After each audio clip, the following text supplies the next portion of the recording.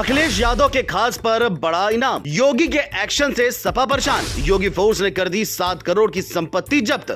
योगी के आदेश का दिखा सख्त असर। राजनीति की आड़ में कर रहा था खेल। भनक लगते ही योगी फोर्स ने बनाई गुलशन यादव की रेल। कर दिया ऐसा हाल, अब बचने की कोई जगह नहीं। इन दिनों यूपी में अखिलेश के खास को लेकर खूब चर्चा हो रही है, क्योंकि सियासत के साए में खेल खेलना सपा नेता को बहुत भारी पड़ा है। योगी ने न सिर्फ सख्त एक्शन प्लान तैयार किया, बल्कि अब इनाम की राशि को भी बढ़ा दिया है, जिसने अखिलेश की भी टेंशन बढ़ा दी है, क्योंकि ये सपा नेता कोई और नहीं बल्कि गुलशन यादव है, जो आम बेचने के विवाद से लाइमलाइट में आया और अब एक अपराधी बन चुका है, जिस पर लगातार योगी फोर्स का एक्शन देखने को मिल रहा है।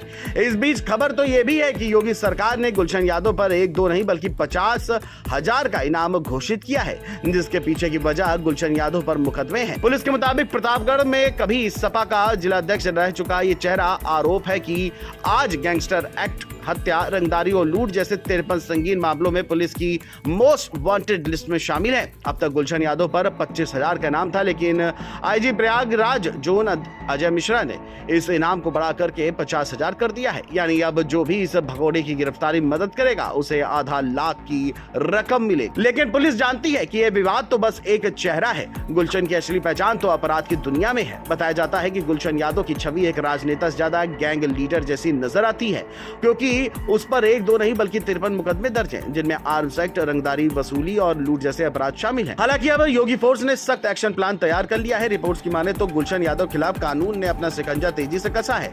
अब तक करीब 7.15 करोड़ की संपत्ति को गैंगस्टर एक्ट के तहत कुर्क किया जा चुका है, जिसमें लखनऊ के शारदा नगर में पत्नी के नाम मौजूद 1.10 करोड़ की जमीन भी शामिल है। इसके साथ ही प्रयागराज और प्रतापगढ़ में बने मकान, लग्जरी गाड़ियां और बैंक खातों पर भी एक्शन हुआ है। पुलिस ने अब गुलशन के राजनीतिक नकाब के पीछे छिपे आपराधिक छवि को भी उजागर कर दिया है। आपको बता दें कि गुलशन यादव की गिरफ्तारी के लिए विशेष टीम बनाई गई है। पुलिस टीमें लगातार दबिश दे रही हैं, संभावित ठिकानों पर छापेमारी हो रही है।